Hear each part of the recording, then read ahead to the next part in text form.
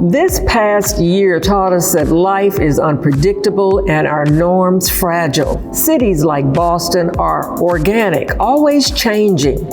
People arrive from around the globe, populations shift, neighborhoods evolve. But how do we connect to our past? How do we learn from it? This year, the Boston Preservation Alliance honors the thoughtful evolution of the city and the full story of its past contained in historic places. And we honor two individuals who have focused on making communities better for all through the power of historic places.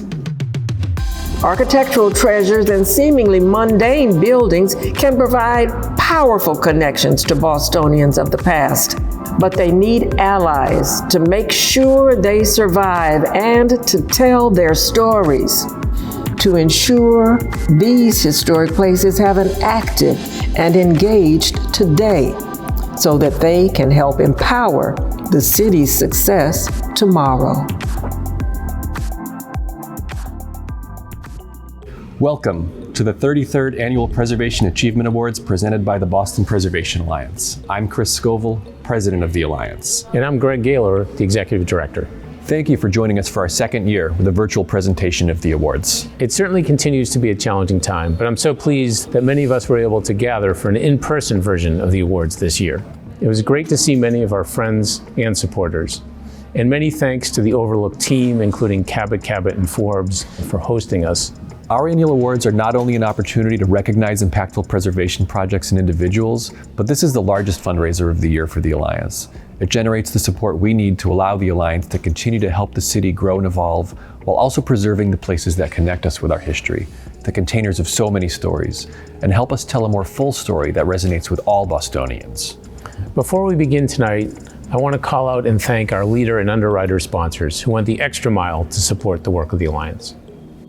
Our leader level sponsors: Gregory Annenberg Weingarten at Grow at Annenberg, Cabot, and Forbes, Cruz Companies, the Drucker Company, Eastern Bank, and the Overlook at St. Gabriel's. Our underwriter level sponsors: the Boston Red Sox, Consigli, CV Properties, Elkus Manfredi Architects, Encore, HRP, Moriarty, Redgate Capital Partners, Saunders Real Estate, and Wind Companies. Our sincere thanks to each and every one of them, and their names are recognized on our website and on the online program. Thank you so much. There will be an opportunity for you at home to join them by donating to support our work. A QR code will appear on the screen. You can simply aim your phone's camera at it, and it'll take you to a donate screen on your phone. Thank you in advance. We're awarding 6 projects and 2 individuals this year, and we'll be awarding our fan favorite. Let's take a look.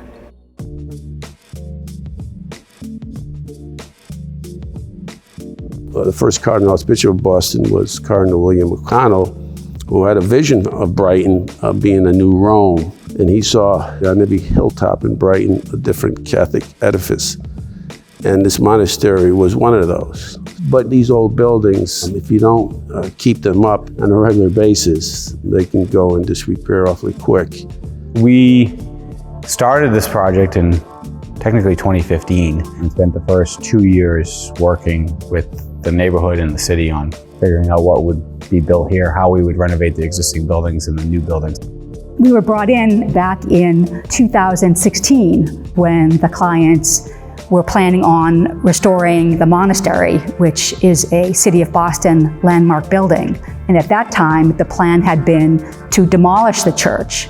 Then in the course of a lot of the community meetings, there was a lot of momentum for keeping the church. One of the hardest things to figure out first with these buildings is how to reuse them. Where we landed may seem the obvious spot to land in terms of turning a monastery into an apartment building and turning a church into an amenity space. There was a lot of iteration and discovery to figure out how to best use these buildings in a way that kind of balanced preservation and then the kind of new use that was going into it. I would be at awe just walking to the church during construction, because I remember seeing it its last days with water pouring through the roof, plaster shearing off the wall. And I said, there's no way they can save this building. and being part of the project and walking through on a regular basis, you just got new respect for these craftsmen. You know, he thought this type of craft was dead and gone.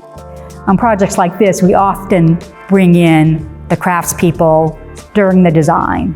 They know it's possible, they know it's not possible. It's a different kind of collaboration on a project like this than you have in new construction, where you specify the product and anybody can kind of build it. Here, a lot of it really is foreseeing what some of the difficulties will be and what some of the unknowns might be that you think you might find. The spaces are used all the time now. You know, we're over 90% leased. All day there's activity. The conference rooms are booked, coffee stations, people are always sitting down, hanging out. There's just always a buzz. The first reaction is always, wow, this is incredible. It's just this gorgeous artwork that you're just stunned by. You go to other apartment complexes in Boston and a lot of them are the same. Everybody has super nice amenities and super nice apartments and backsplashes and granite countertops. It's all the same, right? We all have that. So when you walk into something where there's stained glass, nobody else has that. It really sets us apart. Cabinet Forbes was very respectful. They themselves took the trip out when we were having services and came into the shrine and introduced themselves. And they also invested doing some work in the shrine for us as well, which was really badly needed. It turned out to be a blessing. There was no way, other than the private developer, being able to put this kind of money into this property, that you would have brought it back to where it is today. It's kind of a sacred space, so I think in a sense it's maintained its sacredness, maybe in a secular sense, but I think it's still there.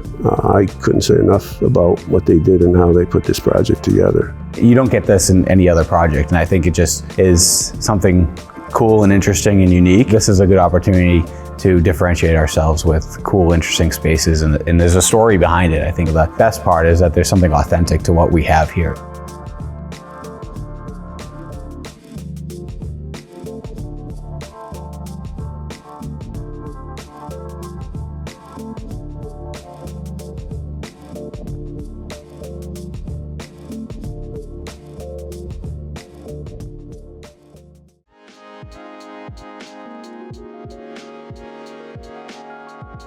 The pedestrian bridge is always interesting because it's a structure that is going to serve people that use bicycles and walk. In this case, it was in a very special location. It was in the Esplanade.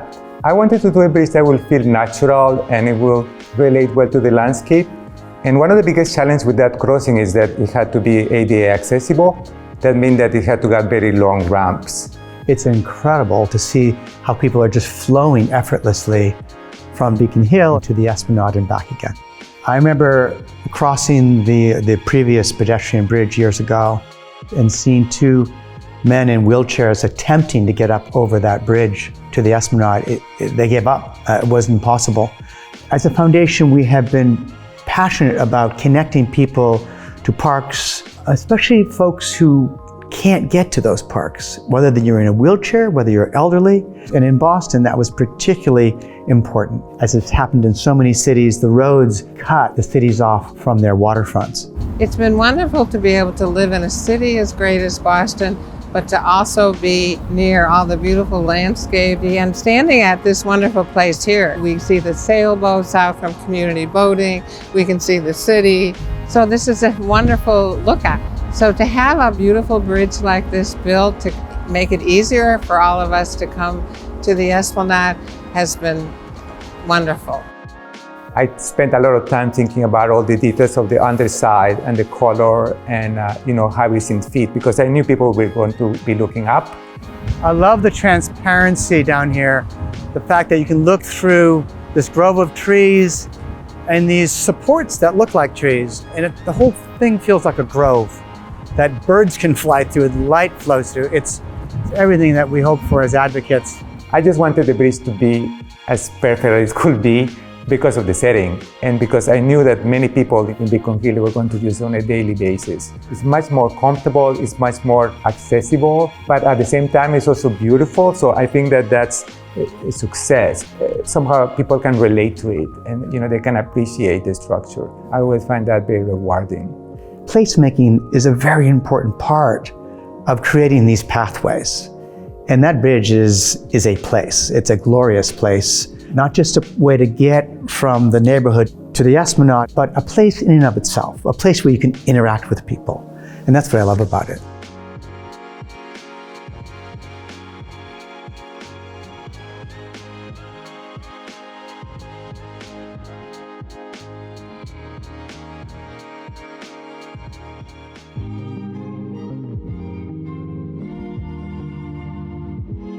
After I finished my first book, A History of Boston and 50 Artifacts, I wanted to do another publication. I had created a list of the 100 oldest buildings in Boston. I shared it online and it got a lot of traction. So I put together another book proposal and now the book exists. Many of the books that try to look at the oldest buildings in Boston only look downtown, but they're also looking at the oldest, nicest buildings in Boston, and they'll start going into the 19th century. They're not actually a comprehensive list. So this book takes a look at the 50 oldest buildings, regardless of how good they look. But because of that, you get these very small single-family homes in outer neighborhoods of Boston that people may have driven by for decades and never noticed that they were 18th or 17th century. The Elijah Jones house is my favorite house in the book, but it's mostly because of the challenges that went into actually getting the date of when it was built. What I was really fortunate ultimately was to get all the way back to the 1780s when Elijah Jones bought the house. So I actually managed to get probably the person that designed and built the house. No one remembered to tear it down, essentially, and it managed to survive for 300 years. The earliest histories of these stories really favor white upper-class men. We have to really work to get those underrepresented stories. We're in the Shirley Eustace house right now, and to me, that this house captures everything you can possibly capture about a historic building and old buildings in Boston. It's a story of very prominent people, but it's not the most interesting part of the story because it also has a story of enslaved people. It has a story of women, it has a story of children. With the research that we're doing on slavery at Shirley Place, we are able to tell a much fuller story. What's happening now with preservation and the goal to expand that history has made the field just tremendously exciting. The fact that we are helping to save a barn, or perhaps it was a slave quarters, we don't really know. You didn't even admit that people owned slaves in New England. And we have come so far now that we are embracing that story. Preserving sites like this helps us understand how we got to where we are today. I'm doing this because someone who's been screaming in the past to be heard for centuries can be actually finally revealed. If we don't do that, then we lose relevance to the folks that are ultimately going to be voting to save these buildings. The George Haynes House is one of several late 18th century buildings right in this vicinity, but it's currently under threat. There's a proposal to have this house and the neighboring property demolished for a larger condo, but this is definitely one of the oldest buildings in Boston that's still remaining, that still represent the kind of mill industrial history of Boston and Lower Mills and Dorchester in particular. Joe's book, and I think this was part of his intent, was to raise awareness. One way that we have failed to achieve equity and diversity in the buildings and sites and monuments that we designate are based on the inherent problem of the language of the legislation, that a building has to have above local significance. So the landmarking process favors neighborhoods that are better resourced. Within a few weeks of publishing the book, one of the buildings was actually demolished, number 41, the Calvin Byrd House. The fact that the book exists now can be used to help save these buildings if they're ever under threat. And to that end, I'm actually working on a petition draft to landmark all of the buildings in this book that are not currently landmarked. We're beginning to have conversations with our visitors about Joe's book, and people who've told us, yes, I read about your house in Joe's book. And what's exciting about that is sort of to help put Roxbury on the map. Joe has just been such an incredible spokesperson for Boston's history and Boston's archaeology. So we're grateful and lucky that he did it for us, for Boston.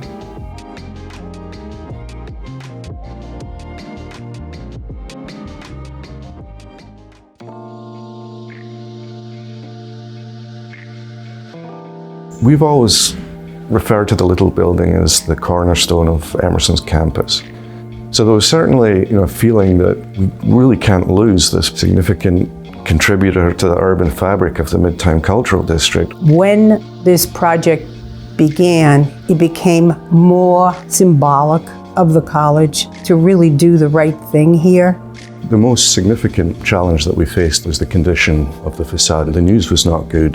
The structural steel behind it were rusting to the point that they were pushing the stone out and cracking it. We knew we were going to have to take off all of the facade material to replace the steel. We replaced the existing precast concrete with a new product called ultra high performance concrete. And we use that because it creates a very dense, low permeability concrete. Some of the panels you see behind me are probably an inch thick. It's really important to address carbon and climate change because we need to radically decrease the carbon emissions in this industry. We try to save as much of the foundations and concrete slabs and steel superstructure as possible.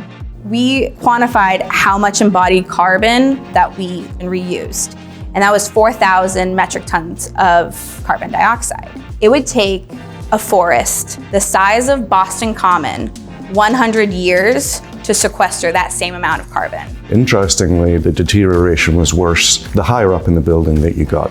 So we decided that we would save the podium, which is levels 1 and 2, and we would do a traditional restoration at those levels.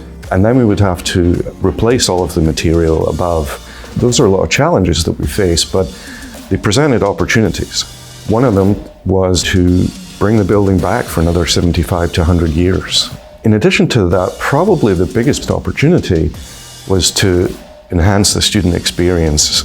So now we have these flexible double height common spaces. The one we're sitting in right now is your traditional common space.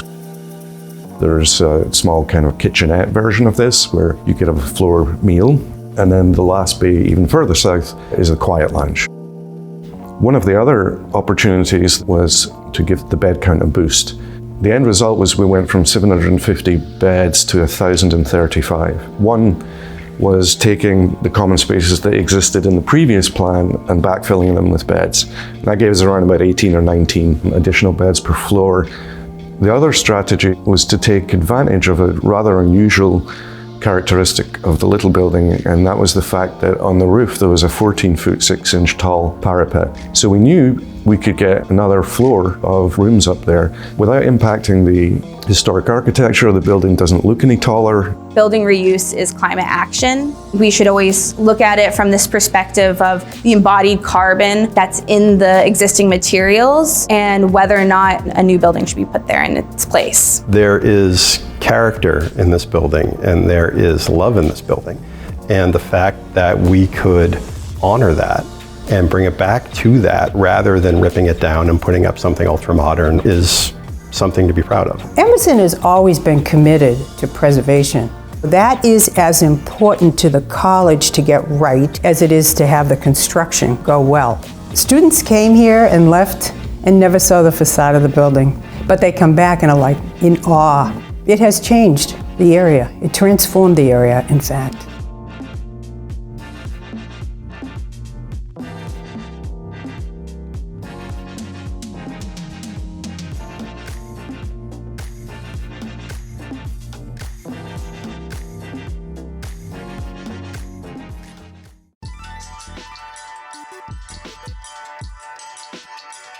Stonewall 50 was a project that we did in honor of the 50th anniversary of the Stonewall Uprising, and we literally mapped queer historic sites in the Boston area. The project was intended to get people to look around them, to understand that queer history has always been part of Boston's history. We wanted to do it sort of a splashy thing, and we also were very concerned with education, especially for young LGBTQ people. So it's interactive a little bit, and the posters would say LGBTQ history was made in this building. On the poster would be a link. Go to that link and you can find out what the history was. If you only tell one part of the narrative, you're only hearing one perspective. And so we try our best to make sure that we're taking these stories from as many different angles as we can. Elites was the first and only Black gay club in Boston, so I really feel like I have made an imprint here in the history of Boston. I lived in Grove Hall, and I would go down to Dudley to Elites. The owner's name was Calby, he was Cape Verdean, and he had a gay son named Paul. So I went down to the basement. It was just a bartender and me. I asked for a rum and coke. He ignored me. So then I asked again for a rum and coke. And he says, Mary, don't get your panties in a bunch. And I had just got back from Vietnam, and I'm like, serving this country, and my name is not Mary. I just started flinging shot glasses at him, and he jumped on the bar, like John Wayne, and took a flying dive at me. So I went upstairs and I said, Paul, we can't go back to this club. This is ridiculous how they treat us. Why don't you talk to your father about turning this into a gay club? And that's how Elites was born. A place where you could be glamorous with no one calling you names. You felt elite and Elites. The number one vote getter in our site was a surprise. It was the Boston Public Library main branch in Copley Square. The reason why they chose it is because there was a scandal in the men's room in the late 70s. The Boston police would put a decoy, and if that young man was approached, the person would be arrested. It got so that some gay men were arrested walking around the library looking for a book. Every political activist group met here. We opened the doors here and said, this is your community center. There was a health club down the street called Back Bay Racket Club. They were harassing people that were obviously gay. We started out, it was the health club downstairs with a tiny little restaurant up here, shut down Back Bay Racket Club. They went out of business like 6 months later. I call it the incubator for so much that has transpired in the gay community and in the nation. This is where people from GLAAD would hang out over here and have cocktails when the marriage equality questions were being bandied about. This is where thoughts were launched. After COVID and being shut down for 100 days, I had many people come up who were in tears and were really worried about whether or not this business had survived. It really said to me how important Club Cafe still is in the community. My hope with projects like these is that it will give others that sense of the legacy of the community. We've been here just as long as everyone else has been here in Boston, and this is our city too. My generation, we went through the AIDS crisis, which is still going on, of course. People disappeared. They didn't get to live lives. I never realized that I think my passion for this work comes from they were here, they should be remembered. They made it better for all of us now. And even though they lived short lives, I don't think they should be forgotten.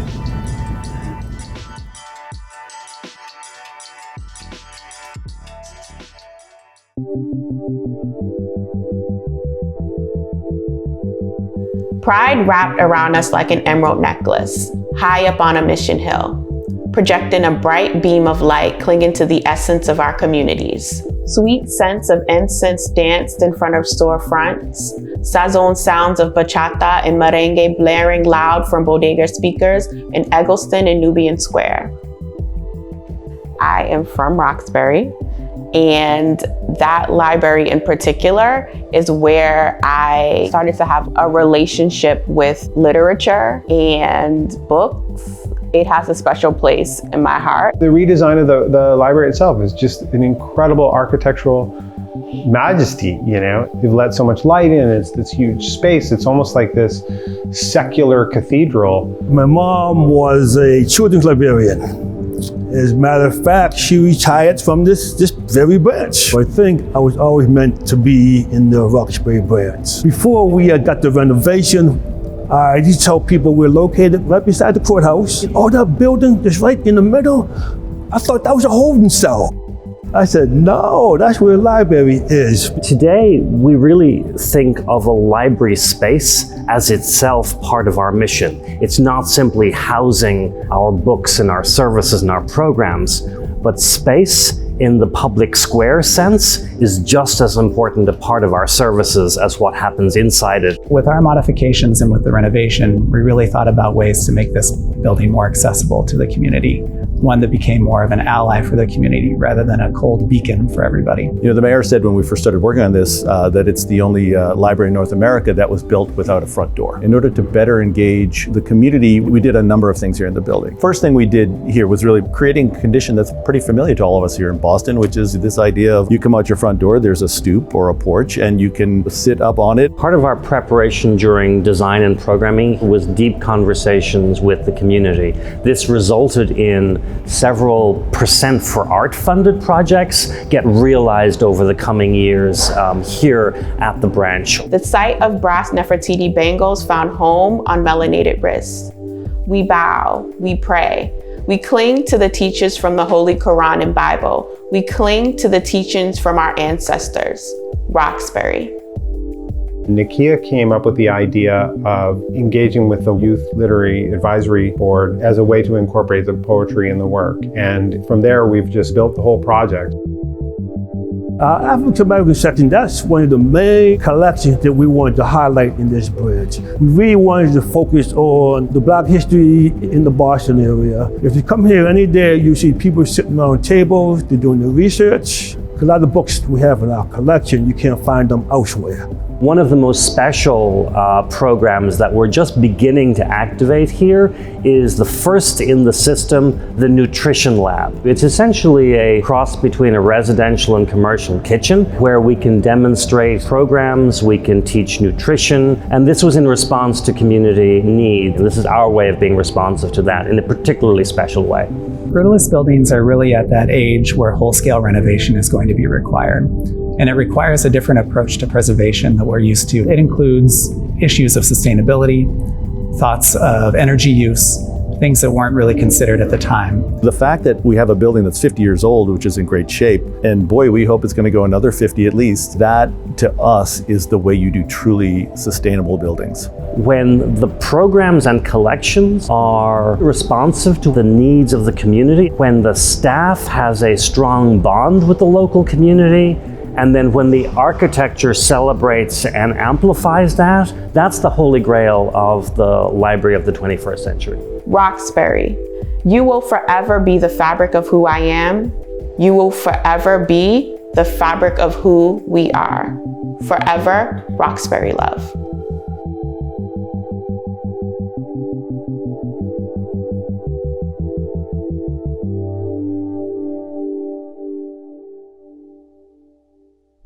Greg, I am still amazed at the incredible impact those projects have had and the stories that they tell.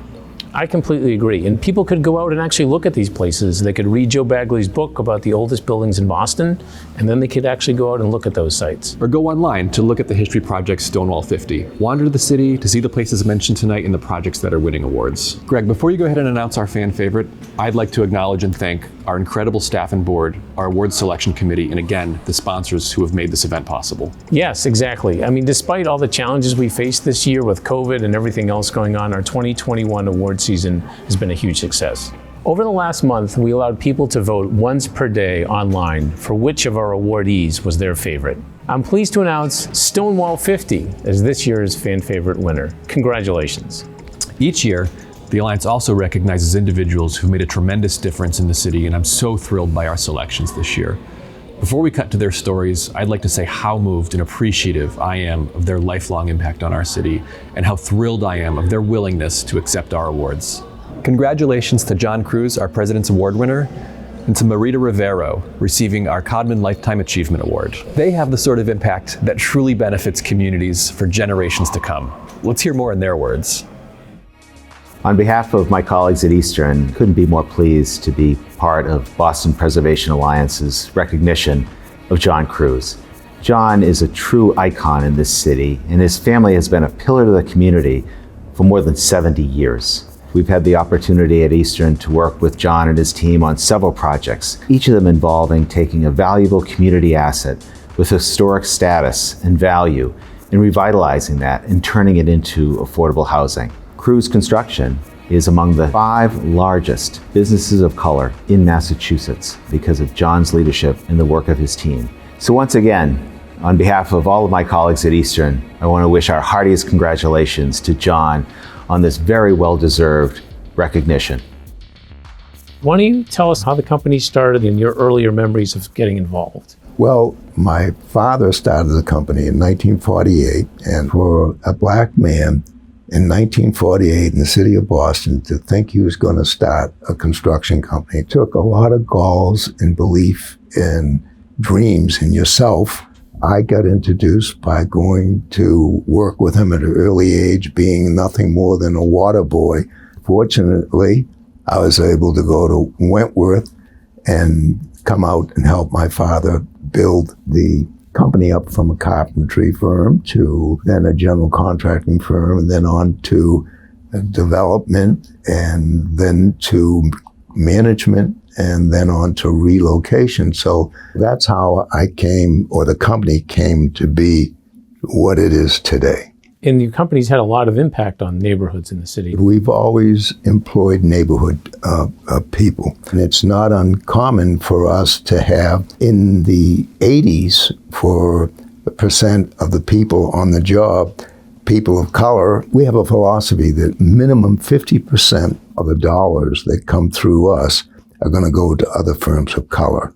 And a minimum of 60% of the jobs on the job are going to go to people of color, and emphasize on the local neighborhood. You know, a number of the projects you've done, many in historic buildings, are actually providing affordable housing. I see sort of historic renovation as being part of a savior of housing in blighted areas. They're getting a benefit from tax credits. That makes all the difference in what you can do. And as my father said, just because it's affordable doesn't mean it can't be class. This is Warren Street in Elm Hill Park. It was fairly run down. We gave it a gut rehab. And how many people live here now? There's 9 families that live here. And it makes you feel good because you know you enhance the quality of someone's life. People will say that we've enhanced the character of the neighborhood because of the people we have living in our building. Well, you make a long-term investment in the neighborhood. You're not in and out, and you're not looking to fix up the building at the least cost and then flip it. Right. And I think that makes a big difference. Justin, your dad talked a lot about your grandfather. Okay. In sort of the legacy and how that motivates him. Mm-hmm. I'm curious if you want to share a little bit about your thoughts about your grandfather. I was out in the fields, you know, with my grandfather and with my uncle, so I have a lot of like fond memories of how people were even walking, their pace, their step when he wasn't on the job site, and then when he pulled up, you could see people's pace would double time.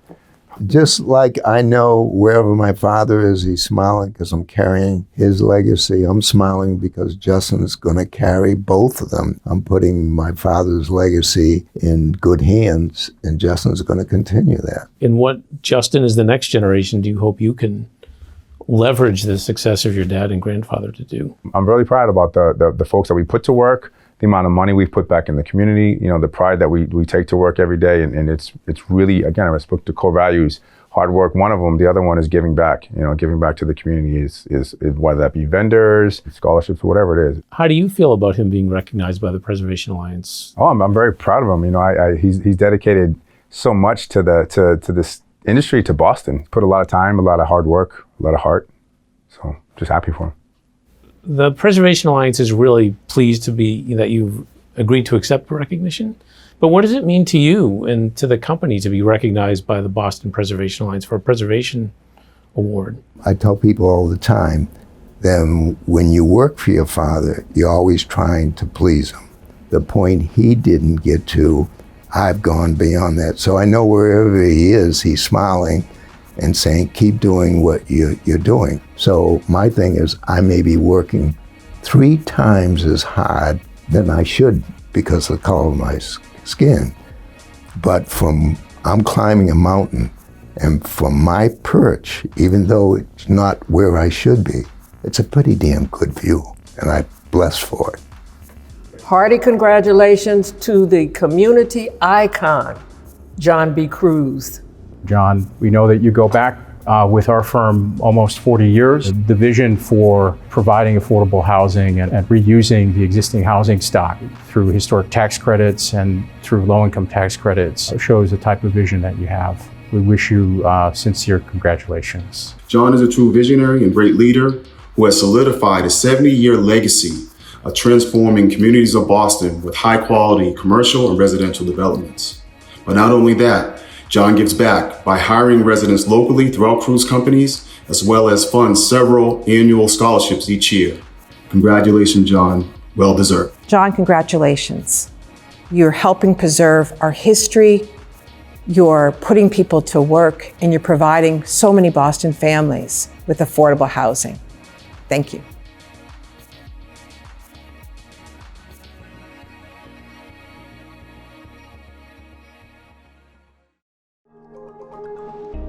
I've known Marita Rivero a long time, from our earliest days as broadcast journalists. When I first met Marita, she was working for Say Brother, one of public television's first Black-oriented public affairs programs. And I still chuckle at the realization that she came back to WGBH in charge of the entire broadcasting enterprise. My girl. Her work in preservation is so important to the many historic structures, particularly the role she played as board chair and later executive director of the Museum of African American History in Boston and Nantucket. Congratulations to my friend of long-standing, Marita Rivero. We are here today to recognize Marita Rivero, who is the recipient of our 2021 Codman Lifetime Achievement Award for Preservation.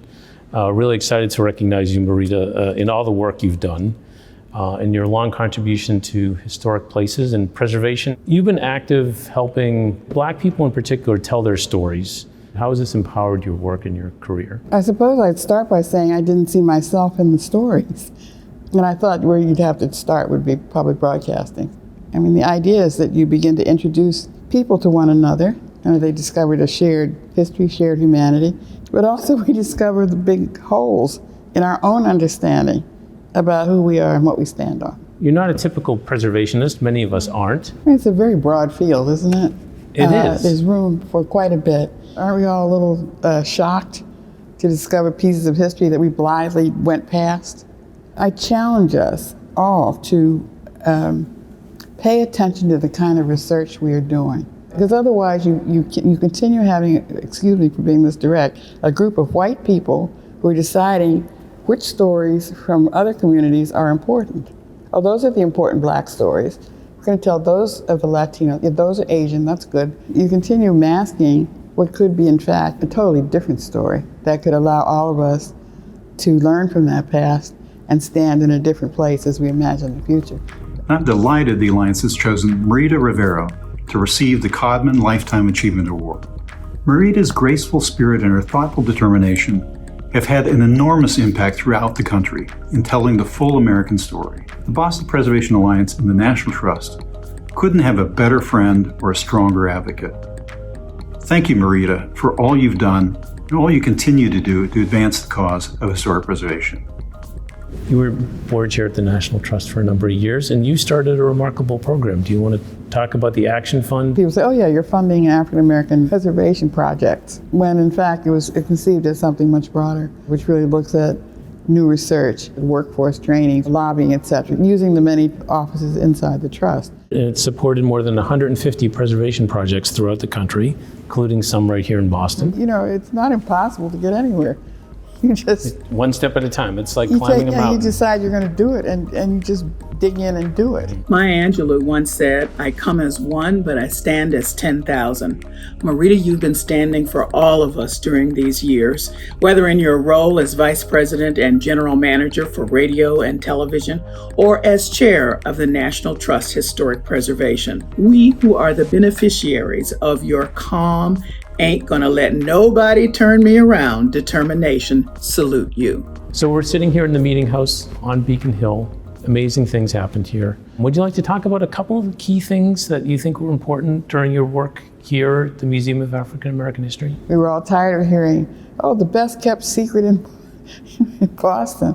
It's like, I don't want to be a best kept secret. I think really looking at just the marketing of it, the graphics, how we engage people so that more people are actually being reached. Because this is when we started the book award. I thought it's important for a museum to recognize and highlight the work of scholars. And finally, you have to say Nantucket. Everybody, we all just chip away at Nantucket. Slowly it's coming together as a terrific campus. I hope people visit it. Marita was one of the first people I met when I came to GBH, and one of the most welcoming and inspirational.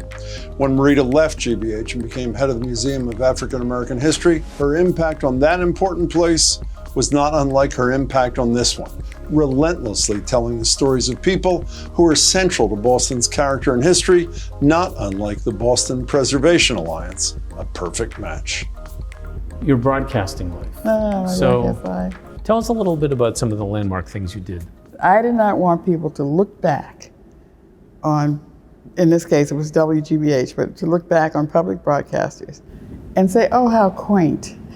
To just bring more people of color onto the staff. You keep doing Basic Black, which could have gone by the board. When you discover you got a weekly place for Callie Crossley to go. I was on a board at Public Radio International, and they said, what show could we do? We should do a show about the world. We bid on it, and we got it. And the head of National Productions Programming said, well, we're going to start a series. We'd like to do a PBS series, The History of Slavery. He said it should have a black person as the executive in charge of production. Would I do it? I thought it'd be fabulous, and it was. What are your thoughts about the movement today, about the recognition we're giving you? I'm very honored by the award. I'm happy to be in the space and be embraced by it, and I enjoy the work of the Preservation Alliance and so many other people I've met in this field over the years, and happy to be honored in this way. Thank you for getting involved in the field. The field is much better for it. So thank you, Marita. Congratulations again. Thank you so much. Hello, Marita. The Boston Preservation Alliance is recognizing you for the great work you've done, and we have a great deal of pride in having watched you do that great work.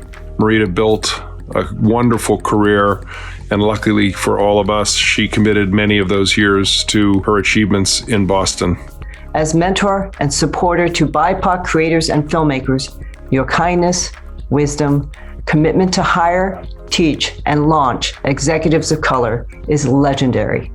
Thank you for caring about the work of telling the full American story. Thank you for your leadership.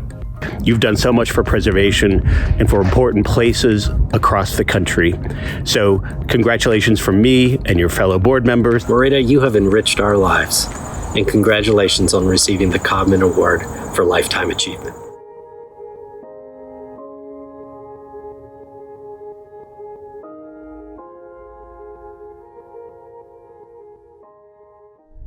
I'm honored to have had the opportunity to spend time with both John and Marita and found the conversations quite moving. These are people who've taken on as their life mission to make a difference, and they truly have, directly and indirectly, for countless people, particularly for those in the Black community, but really for all of us. I hope that by recognizing John and Marita, that we're able to inspire others to contribute to their communities in similar ways. Congratulations to them both. As we wrap up, remember that you too can make a difference, in part by supporting the Alliance. Check out the code that appears. We'd be most appreciative for any level of support. And a final thank you to all the many sponsors for tonight's event, as well as the countless hours of our board, staff, and all the volunteers. I'd also like to thank the Overlook team at St. Gabriel's for hosting us for our live event. I'd also like to thank our Cracker Jack production team, Padriac Farma, Laurea McLeland, and Matthew Dickey. And finally, thanks to the many who gave their time to appear in our videos. Well, that's a wrap for our 2021 awards. We'll see you next year, but hopefully sooner at another Boston Preservation Alliance event.